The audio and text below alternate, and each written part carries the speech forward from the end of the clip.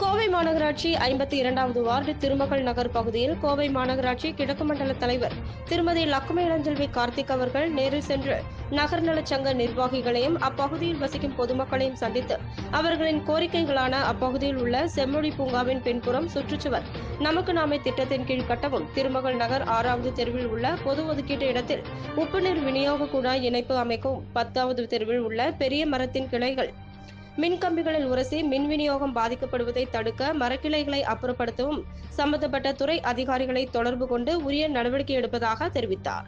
திருமகள் நகர் நலச்சங்க நிர்வாகிகள் தலைவர் சிவகுமார், கிருஷ்ண சுப்பிரமணியம், அருணாச்சலம், MS முருகன், நித்யகலா மற்றும் பொதுமக்கள் உடனிருந்தனர்.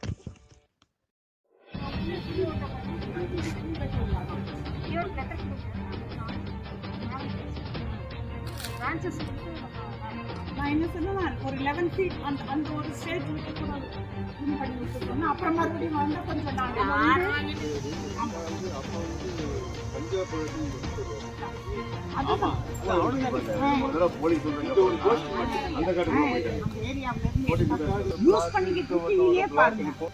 நான் இது வரைக்கும் பார்த்ததுல உங்க வார்டு தான் மேடம் நீட்டா இருக்கு, சூப்பரா இருக்கு அப்படின்னு போனாங்க.